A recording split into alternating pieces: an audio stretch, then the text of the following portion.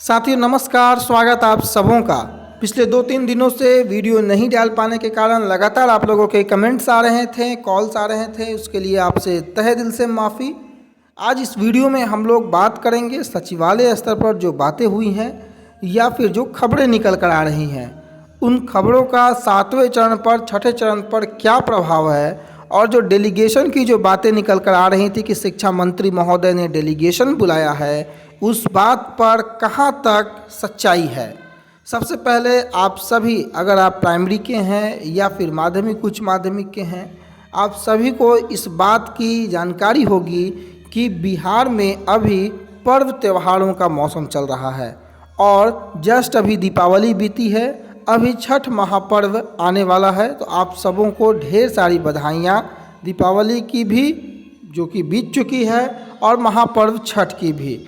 अब हम आते हैं सचिवालय स्तर पर जो डेलीगेशन की बातें शिक्षा मंत्री महोदय से हो रही है कि शिक्षा मंत्री महोदय ने डेलीगेशन बुलाई है।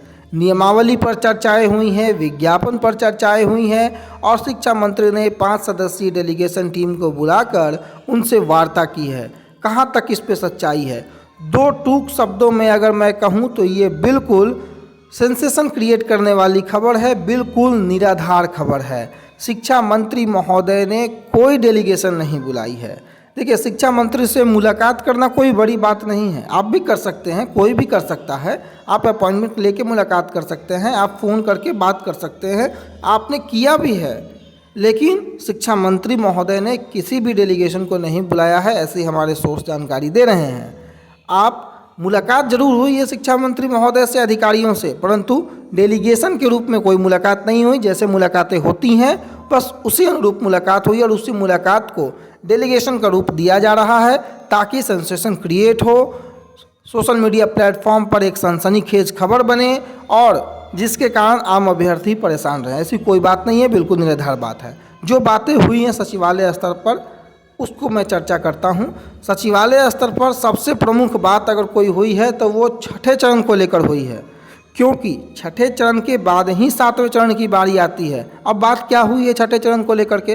प्रक्रिया 269/2022 इसके कारण स्टे लगी हुई है। 3 तारीख को महत्वपूर्ण सुनवाई है। गवर्नमेंट ने, पिछले दिनों भी अखबार में आया था कि गवर्नमेंट ने जो है अपना जवाब तैयार करना है और वो जवाब गवर्नमेंट तैयार करके हाई कोर्ट में दायर करेगी।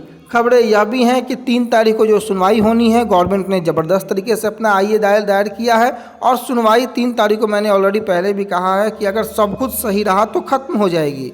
गवर्नमेंट के पक्ष में निर्णय आएगा। 17-19 बीएड वाले अभ्यर्थियों को नियुक्ति पत्र बहुत जगह मिल चुका है और जहां नहीं मिला है, जो कि पटना नगर निगम पटना है, वहां भी नियुक्ति पत्र मिल जाएगा और प्रक्रिया आगे की जाएगी। लेकिन मामला यही नहीं रुकता है। 21 नवंबर तक तो ऑलरेडी वो शेड्यूल है और याद कीजिए एक शेड्यूल अभी और आना था जो कि चुनाव की आचार संहिता के कारण रुक गया था, वो शेड्यूल का आना।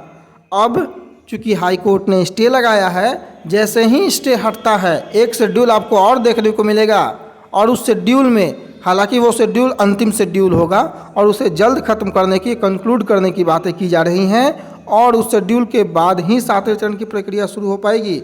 अभी तो नियमावली आनी बाकी है और जो खबरें हैं अक्टूबर अंत तक नियमावली की, उम्मीद है कि खबरें अक्टूबर अंत तक की जो है वो गलत साबित हो जाएंगी, क्योंकि छठ महापर्व इस महीने के अंत तक है और उसके पहले कोई भी काम शिक्षा विभाग में नहीं हो रहा है, खासकर नियमावली को लेकर के।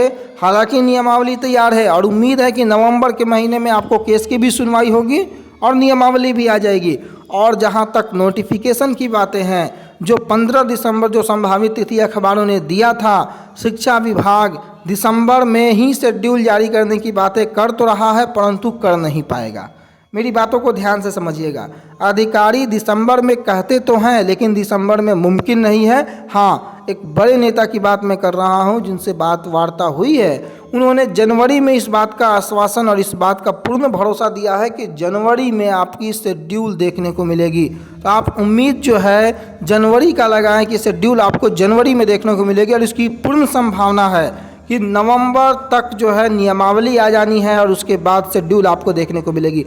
तो कुल मिलाकर सचिवालय में जो अपडेट है कि शिक्षा विभाग छठे चरण को खत्म करने को लेकर के पूरी कवायद चालू कर रखा है और छठा चरण जैसे ही खत्म होता है 7वें की शुरुआत कर दी जाएगी और 7वें चरण का शेड्यूल दिसंबर अंत तक या फिर जनवरी के महीने में जारी किया जाएगा, परंतु नियमावली इसी साल नवंबर के महीने में ही जारी होगी। ये बड़ी खबर है इस वक्त की। और कोई डेलीगेशन टीम नहीं मुलाकात की है शिक्षा मंत्री से, बाकी अभ्यर्थियों ने शिक्षा मंत्री के साथ साथ अधिकारियों से भी मुलाकात की है और जो बातें निकल कर आई हैं वो यही बातें हैं। सीटों को लेकर के भी चर्चाएं हुई हैं, तो तकरीबन 80,000 के आसपास की सीटें और जो 1.25 लाख के आसपास की सीटें माध्यमिक में निकल कर आ रही हैं। बात वहीं तक नहीं रुकती है, सीटों की संख्या अभी और जुड़ेगी।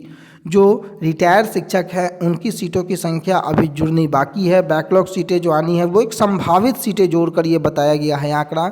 एग्जैक्ट नंबर ऑफ डाटा अभी शिक्षा विभाग के पास भी आना बाकी है। जब पूरी जगहों से विभाग के पास डाटा आ जाएगा तब एक्चुअल सीट के बारे में हम लोग चर्चाएं करेंगे, ज़्यादा उचित होगा। परंतु सीटों की संख्या बढ़ रही है, इस बात पर मोहर अधिकारियों ने ही लगाई है।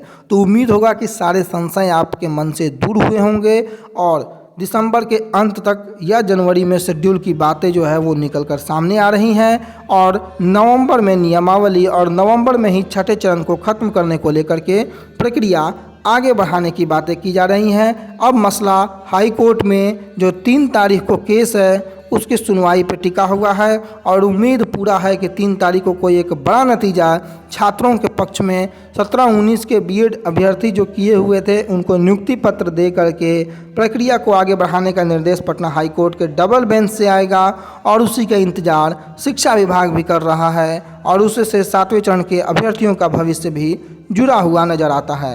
तो इन्हीं सभी महत्वपूर्ण अपडेटों के साथ इस वीडियो में यहीं छोड़े जाते हैं। इसी उम्मीद, इसी शुभकामनाओं के साथ कि आप सभी स्वस्थ होंगे, अच्छे होंगे। मौसम में परिवर्तन हो रहा है, अपना ख्याल जरूर रखें, अपने परिवार का ख्याल जरूर रखें। छठ महापर्व में शांति से और बहुत ही शालीनता से इस पर्व को मनाएं। अपनी मनोकामना की पूर्ति के लिए छठ माँ से आप आशीर्वाद प्राप्त करने का प्रयास करें। धन्यवाद।